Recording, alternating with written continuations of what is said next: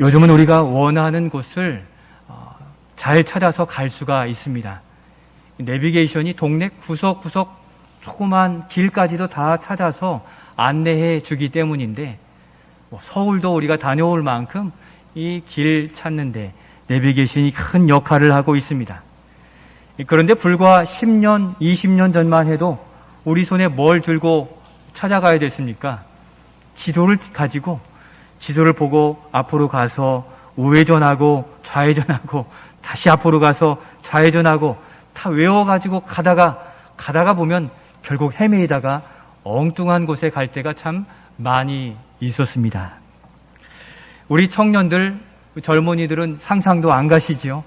요즘은 내비게이션 스마트폰만 열면 그 길을 아주 상세하게 인도해 주는 그러한 때인데, 그러한 시절도 있었습니다. 실제 저희 가족도 미국 유학 때 처음 갔더니 도로명 주소길로 돼 있더라고요. 찾기 너무 힘들고 어려웠고 낯선 지리를 많이 헤맸던 그러한 기억들이 있습니다. 한번 나가면 몇 시간을 강제 운전을 해야 됐어요. 왜 그러냐면 길을 못 찾아가지고 계속 운전하느라고 그냥 반나절 운전하고 돌아올 때도 있었어요. 어떤 때는 국도로 가다가 고속도로로 이렇게 들어가게 돼가지고 집에 못 돌아올 뻔한 적도 있습니다. 그 고속도로로 쭉 내려가면 그 멕시코 국경이 나오거든요. 완전히 길을 잃고 고아가 될 뻔도 했는데, 저는 길을 잃었다 싶으면 방법이 두 가지가 있습니다. 하나는 우회전 4번 하면 대개 그 자리 돌아오죠. 또 한 가지 더 빨리 돌아오려면 쭉 가다가 유턴하면 빨리 돌아와요. 그런 식으로 길을 찾고 많이 헤맸던 기억이 있습니다. 그러나 인생의 길은 다르죠. 길은 한번 잘못 들어도 다시 돌아올 수 있지만, 인생의 길은 한번 결정하고 나아가게 되면 다시는 돌아올 수 없는, 바로 한번 가면 그 길이 되는 인생이 길입니다. 누구도 제대로 우리에게 알려줄 사람은 아무도 없어요. 언제 하나님께 돌아갈지, 어느 길로 가장 복된 길인지 이 세상 사람들은 아무도 알지 못하는 거죠.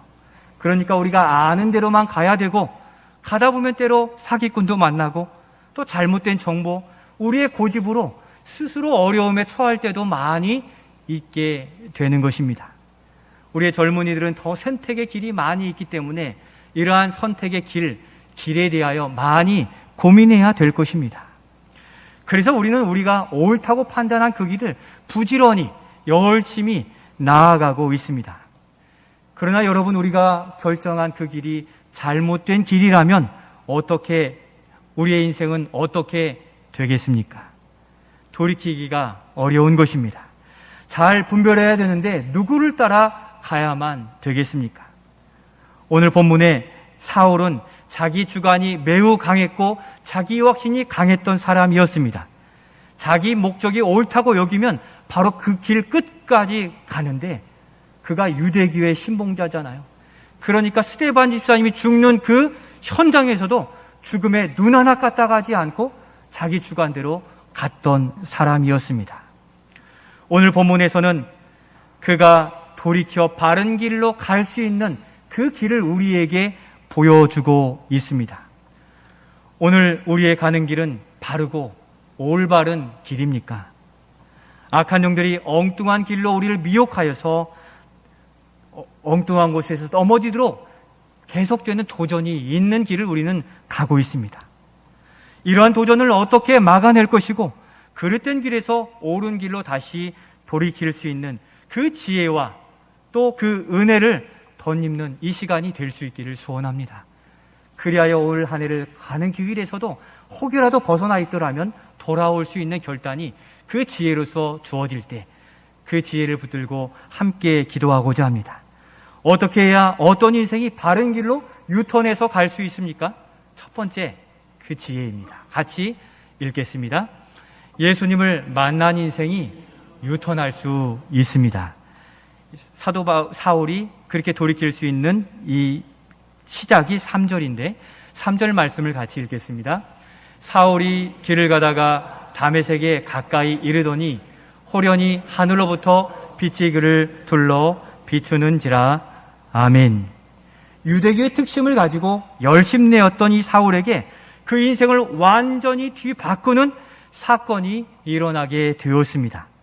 어느 날 하늘로부터 강한 빛이 그를 둘러 비추는데 이 태양빛과는 다르고 태양빛보다 더 밝아서 눈을 뜨고조차 볼 수 없는 그 빛이 자신을 둘러싸자 두려움이 엄습했고 납작 엎드려져서 눈을 감았는데 어떻게 되었습니까? 눈을 볼 수 없는, 눈이 멀게 되었습니다. 그러면서 하늘에서 소리가 들리기를 사울아 사울아 어찌하여 나를 박해하느냐 하는 음성이 들린 겁니다. 이 사울에게는 매우 충격적이었습니다. 사울은 하나님을 사랑하고 열심을 다하고 충성한다고 믿고 살았는데 예수님의 음성은 너의 가는 길이 잘못되었다라고 의미하는 것이기 때문이었습니다.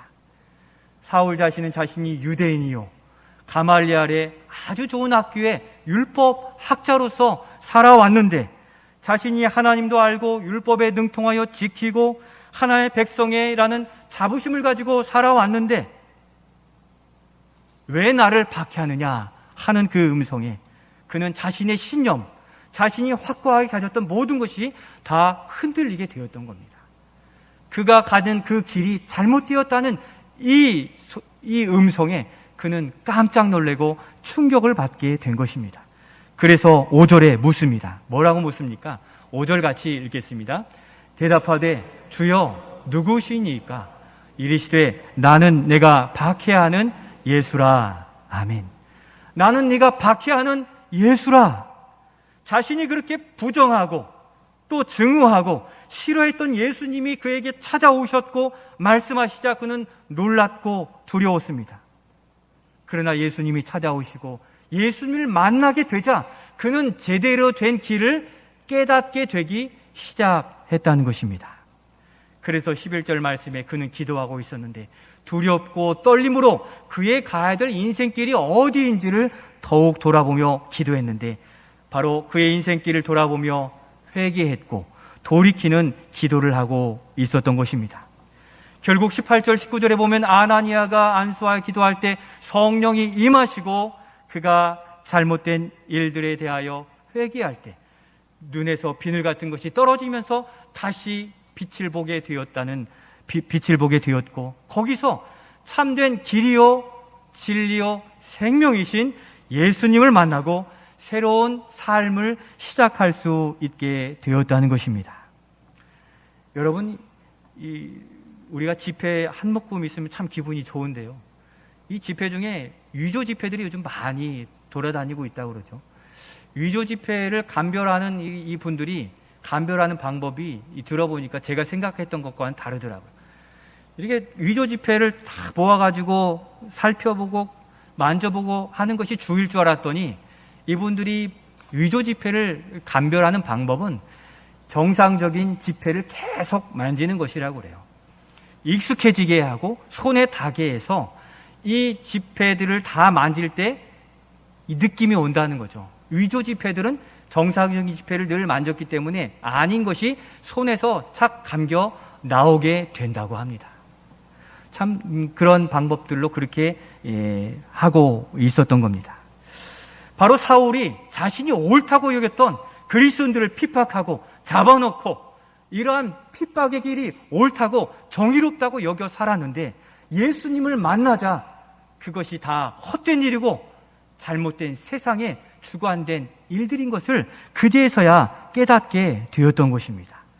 자신이 붙들었고 확신을 가졌던 그것들이 가짜였던 것이 깨닫게 되어졌는데 예수님은 죽어서 실패자로 끝난 것이 아니라 부활하여 다시 살아나신 분이 찾아오셨고 또한 메시아로서 구원자이시고 홀로 되고 어려운 자들의 위로자가 되시며 참된 길로 인도하시는 주님이신 것을 만났을 때 비로소 깨닫게 되었다는 사실입니다.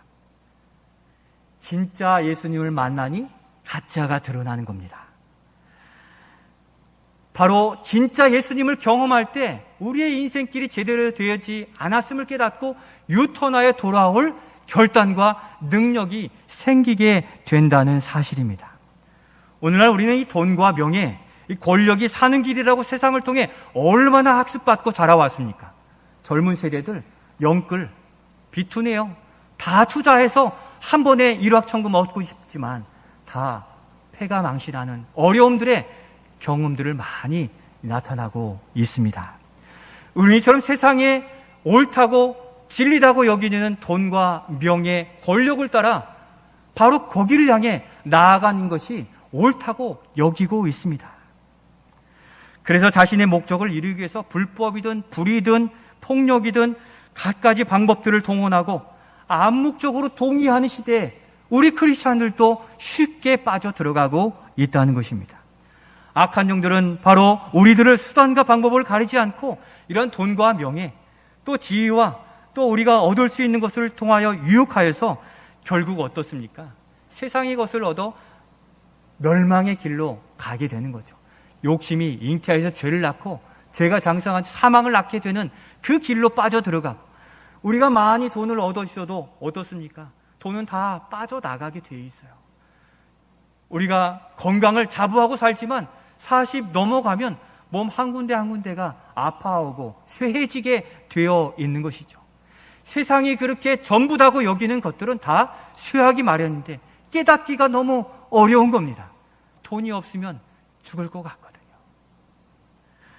바로 오늘 우리의 삶의 목적이 어디에 있습니까? 돈과 명예, 내 생각과 내 계획이 그 원칙이 되고 있지는 않습니까? 멸망의 길을 알면서도 그 길을 끌려가는 이 세상의 노예로서 우리가 살지 않나 돌아보아야 되는 것입니다. 거기에서 구원받고 참 기쁨과 소망을 얻는 길은 오직 살아계신 우리 주 예수님을 만나는 길밖에 없음을 믿으시기를 소원합니다. 바로 거기에서 구원시키고 애굽 물질의 나라에서 구원시켜 주셨는데 출애굽기를 보면 다시 애굽으로 보내달라, 먹을 걸 달라, 주님 앞에 원망하는 모습이 오늘 우리의 모습과 같지 않습니까? 예수님을 만나면 그 모든 것을 채워주시는 주님, 또 만나와 매출하기를 허락하신 주님 때문에 평안과 기쁨 가운데 천국의 여정을 믿음으로 걸어갈 수 있는 것입니다. 그래서 예수님을 만난 인생이 복된 인생이요, 예수님을 만났을 때 그것이 헛된 것이라는 것을 깨닫게 되는 것입니다. 예수님을 깊이 알면 알수록, 깊이 경험할수록 우리는 세상의 것을 놓을 용기가 생기게 되어 그 은혜로 세상을 우리가 섬기는 용기 있는 사람들이 될 수 있는 것입니다. 바로 예수님을 만난 인생만이 죄와 사망의 길에서 유턴할 수 있는 능력을 공급받게 된다는 것입니다. 사도 바울은 그걸 알았어요. 자신이 목적한 그것, 명예, 권세, 목적이 전부인 줄 알았는데 예수님을 만났을 때 진짜 보아, 진짜 응답을 그는 경험했는데 그가 죄의 종에서 사망과 권세, 이 모든 것을 이기고 자유케 대한 능력을 로마서 8장 1절 2절에서 이렇게 고백하는데 우리 같이 1절 2절을 읽겠습니다. 그러므로 이제 그리스도 예수 안에 있는 자에게는 결코 정죄함이 없나니 이는 그리스도 예수 안에 있는 생명의 성령의 법이 죄와 사망의 법에서 너를 해방하였음이라. 아멘. 질병과 죽음으로 나아가는 우리가 유턴할 수 있는 능력은 죄에서 자유케 해주신, 사망과 죽음을 이기신 오직 우리 주 예수님께만 있음의 고백인 것입니다. 다시 죄의 종으로, 세상의 종으로 돌아서지 않도록 매일 주님을 만나고 주님을 경험하는 삶을 살아가시기를 소원합니다. 우리가 세상에서 건진받았는데 자꾸 세상으로 돌아가려는 것은 우리의 죄성과 악한 영들의 도전인데 어떻게 막아설 수 있습니까? 날마다 주님을 만나고 날마다 성령으로 충만하고 주의 교훈대로 살아가려 할 때 우리는 이 땅에 자유함을 가지고 살아갈 수 있습니다. 세상에 누구도 부러워하지 않고 주님 주시는 은혜로 만족하며 살아갈 수가 있다는 것입니다. 그래서 우리가 말씀 묵상하는 것이고, 그래서 우리가 기도하는 것이고, 그래서 서로가 권면해주고 위로해주는 위로의 공동체로 살아가고 있는 것입니다. 오늘 주님은 우리를 오늘도 만나시려고 이 예배 자리로 부르셨잖아요. 그러면 여기에서 예수님을 만나기까지 기도하고 찬송하고 눈물을 흘리며 붙드는 이 주님을 경험하는 이 믿음의 끝자리까지 나아가는 우리 모두가 될 수 있기를 소원합니다. 주님을 만나는 일, 생명보다 귀한 일입니다. 주님을 만나면 세상의 것에서 자유로워질 수 있어요. 우리 장로님도 기도하셨지만 경제적인 문제에서 그래도 평안을 지킬 수 있어요. 건강의 문제에서 회복의 자신감을 가질 수 있어요. 취업과 결혼과 이후의 삶의 문제도 주님 안에서 이 넉넉한 자유함을 누릴 수 있게 된다는 것입니다. 바로 주님을 만나는 믿음의 삶을 만들어 가시기를 소원합니다. 바로 그런 자를 만나 주시겠다고 잠언 8장 17절에서 말씀해 주셨잖아요. 우리 잘 아시는 말씀 한번 같이 읽겠습니다. 나를 사랑하는 자들이 나의 사랑을 입으며 나를 간절히 찾는 자가 나를 만날 것이니라. 아멘. 하나님을 사랑하고 하나님을 찾고 만남으로 어둠과 절망에서 유턴하여 복된 인생을 살아가시는 우리 모든 성도들이 되시기를 예수님의 이름으로 축원드립니다. 두 번째 기억할 것은 이것입니다. 같이 한번 읽죠. 주저함에서 순종으로 유턴할 때 능력이 나타납니다. 사울은 지금 어떤 형편에 처해 있습니까? 인생에 겪어보지 못한 신비한 일들, 육체적인 어려움 가운데 있습니다. 육체의 어떠한 형편에 사울이 있습니까? 앞을 보지 못하는 어려움 가운데 있습니다. 그런데 예수님을 박해하였기 때문에 예수님이 벌 주시려고 그에게 눈을 보지 못하게 하신 것입니까? 아닌 거예요. 눈을 보지 못하게 하신 것은 육신의 눈으로 세상을 제대로 바라보지 못하는 사도 바울 자신을 보게 하시기 위함이었던 겁니다. 눈으로 세상을 보니까 자기 뜻대로 사는 게 옳은 것처럼 보이지만 눈만 감으면 아무것도 할 수 없는 연약한 인생이라는 것을 깨닫게 하시기 위함이었어요. 여러분, 오늘 돌아가실 때 눈 감고 돌아가라고 하시면 어떻게 하시겠습니까? 보이는 게 없는데 어떻게 살 수 있습니까? 우리는 보이는 육신의 것을 추구하며 살아가느라고 우리의 영혼이 죽어지고 하나님을 경험하지 못하는데도 자꾸 육신의 소욕, 세상의 소리에 자꾸 끌려 넘어져 가고 있다는 거예요. 오히려 눈을 감고 우리의 인생 전부를 돌보시는, 이끌어 가시는 주님을 바라보시며 만나시는 우리가 될 수 있기를 축복합니다. 얼마나 우리가 연약합니까? 눈만 가려도 아무것도 할 수 없는 존재예요. 그런데 하나님 없이도 살 수 있을 것처럼 세상의 것 즐거워하고 향락을 즐기고 자기의 뜻대로 사는 우리의 모습이라면 오늘 이 시간에 기도할 때 눈을 감고 주의 영광과 믿음의 안목으로 세상을 바라볼 수 있게 해달라고 기도해 가실 수 있기를 소원합니다. 사도 바울이 얼마나 연약한 자였는지, 자신의 욕심과 명예를 위해 살았는지, 얼마나 교회와 예수님을 핍박했는지를 깨닫게 하고 계시는 것입니다. 곧 자신의 죄를 보게 하시는 거예요. 이 죄의 문제가 해결되지 않으면 날마다 괴로워요. 갈 길을 알지 못하게 막아서잖아요. 우리도 백내장이 있으면 걷어내야 되잖아요. 우리는 날마다 걷어내어서 주님께 향할 때 올바른 길, 가장 복된 길을 갈 수 있게 되는 것입니다. 이를 위해서 예수님께서 사울에게 누구를 보내고 계십니까? 아나니아인데 10절에 나타나 있죠. 같이 한번 읽겠습니다. 그때 다메섹에 아나니아라 하는 제자가 있더니 주께서 환상 중에 불러 이르시되 아나니아야 하시거늘 대답하되 주여 내가 여기 있나이다 하니. 아멘. 예수님은 사울에게 누구를 보내시려 하고 있습니까? 아나니아입니다. 그가 사울에게 생명의 은인이 되었어요. 결국에는 그가 안수하자 성령이 임하고 비늘같이 떨어지고 죄인됨을 깨닫고 예수 그리스도를 믿음으로 참 믿음의 사람이 되었던 것입니다. 주님의 부르심에 아나니아는 대답했어요. 무엇이라고 대답했습니까? 주님, 제가 여기 있습니다. 무슨 말씀입니까? 말씀 하나옵소서 제가 준행하겠습니다 하는 그러한 말씀입니다.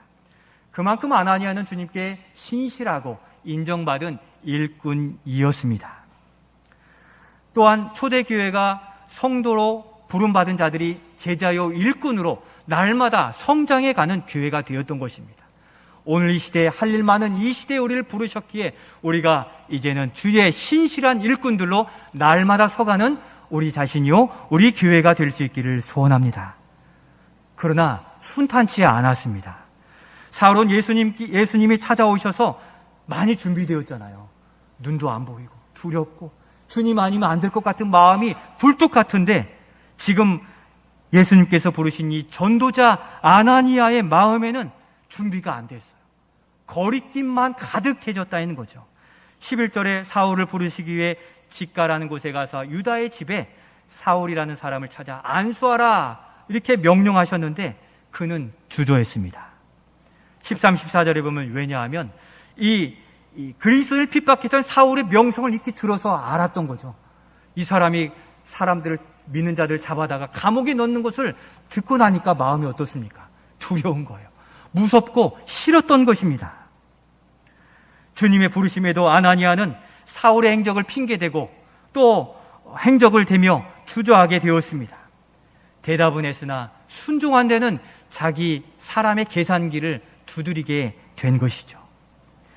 그러나 예수님이 사울은 그의 삶에서 유턴하여 이방인을 위한 나의 일꾼이 될 것이고 거기에 가서 고난받을 종이다 라고 말씀해 주셨을 때에야 그가 17절 18절에 순종하며 나아가 안수하고 기도할, 결국 사도 사울이 바울 되어지는 놀라운 성령의 능력을 거기에서야 경험할 수 있게 된 것입니다.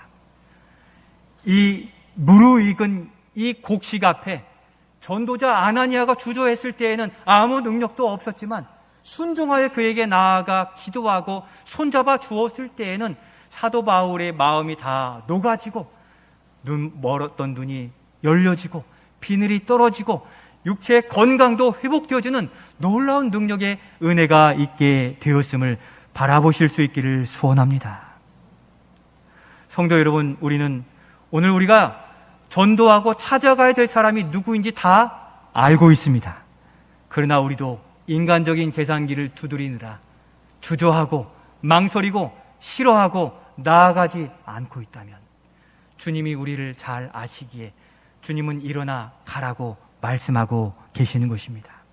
주목할 것은 아나니아가 찾아가 안수할 때 사울의 믿음이 생겼고 그의 인생의 전환할 유턴의 능력을 갖게 되었음을 바라보시며 우리가 주저한다면 지금 생명이 꺼져가는 그를 돌이킬 기회를 잃어버릴 수 있기에 주님은 이 시간도 우리에게 아나니아처럼 가라라고 말씀하고 계심을 기억하시기를 바랍니다. 물론 두려움도 있고 주저함도 있을 수 있으나 지금 그 친구에게 전도하지 않으면 그가 완전히 세상 사람이 될 수도 있고 지금 전도하지 않으면 그의 생명이 마지막이 될 수 있다는 복음의 시급성을 기억하여 우리는 싫어도 명령에 순종하여 작정하고 나아가고 전화하고 만나주고 식사하고 관심 가지며 나아가실 수 있기를 소원합니다. 바로 거기에 성령의 능력이 있는 겁니다. 우리는 능력을 하늘에서 불이 떨어지기를 바라지만 능력은 순종의 삶 속에서 나타나짐을 믿으실 수 있기를 소원합니다. 저도 우리 지체들 중에 멀어진 지체, 제가 전화하지 못한 또 관심 갖지 못한 이들을 위해서 문자도 보내고 전화도 하고 있습니다. 그 마음을 열어주실 것을 주님께 바라는데, 지난해 나이가 든 총각 집사님이 저에게 찾아오셔서 자신의 유턴한 이야기를 저에게 이렇게 전해 주었습니다. 그분은 어릴 적부터 초등학교 시절에 이 교회를 다녔고 거기에서 예수님의 사랑이 무엇인지를 알게 되었다고 그래요. 그 부모님도 다 믿는 분이어서 그를 위해서 늘 기도했는데 어느 날 친구랑 어울리다 보니까 한 잔, 두 잔 이 술잔을 기울이다가 거기로 쭉 빠져 들어가게 돼버렸다고 그래요. 그러다가 날마다 술과 친구가 되고 예수님은 아예 등을 지고 수십 년을 그렇게 살았다고 그럽니다. 그러다 어느 권사님이 교회 한번 가주세요. 갑시다. 이러한 권유를 들었는데 하도 수도 없이 권유해 하셔가지고 어쩔 수 없이 한번 가주겠다 하고 끌려가게 되었다고 합니다. 그 뒤로 만난 성도들이 계속 전화도 주고 또 그분이, 그 권사님이 계속 연락을 주니까 이 세상에는 세상 사람의 목적을 따라 나를 부르는데 내 영혼을 불쌍히 여겨 나를 부르는 것이 느껴지게 되어서 교회에 출석하게 되었다고 그래요. 그런데 거기에 은혜가 바로 임하는 것이 아니라 앉아있으면 졸리고 자다 오기가 몇 개월을 그렇게 지내었다고 그래요. 그러다 보니까 양심에 내가 이렇게 교회 가서 되겠는가, 하나님께 신앙적 그런 양심이 거리껴서 이제 교회 안 가야지 하고 마음을 먹었답니다.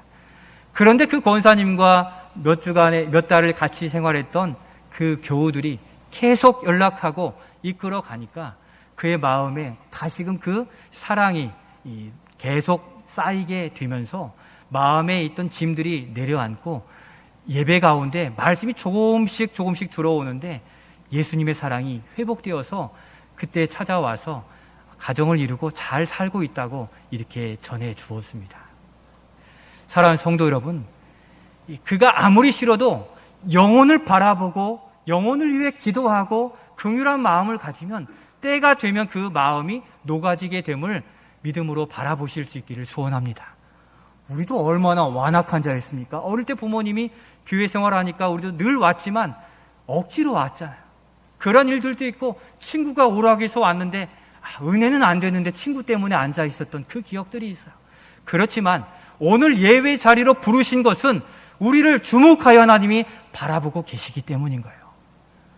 우리가 작정한 그 영혼 하나님이 주목하고 계시는 거예요. 그런데 우리는 시선을 다른 데 하려고 한다면 안 되는 거죠. 하기 싫음도 순종으로 나아갈 때 그 영혼 때가 되면 돌아올 것을 믿으시면서 그 영혼을 위해서 더욱 기도하고 나아가실 수 있기를 소원합니다. 오늘 여기 예배하는 분들 중에 몸은 여기에 있지만 마음은 멀어진 분들 계실 수 있습니다. 우리 신앙에는 슬럼프가 있어요. 그렇게 은혜가 되다가도 졸음이 찾아와서 졸음막이라고 하잖아요. 아무리 찔러도 꼬집어도 사탕을 먹어도 깨지 않는 그 시기가 있는데 때가 되면 다 일어나게 돼 있습니다. 그러한 어려움 중에 있는 성도들이 있다 할지라도 바로 여기에서 은혜 주시려고 우리를 부르셨기에 늘 주님을 만나기를 사모하시고 또 우리가 주님을 만나는 이 말씀, 나를 사랑하는 자들이 나의 사랑을 입으며 나를 간절히 찾는 자가 나를 만날 것이라는 이 약속의 말씀을 붙드시고 이 믿음의 슬럼프도 이겨나가시는 우리 모두가 되실 수 있기를 소원합니다. 그 사랑이 필요한 지체들에게 나아가라고 주님 말씀하세요. 할 사람들 해. 그것이 아닌 거죠.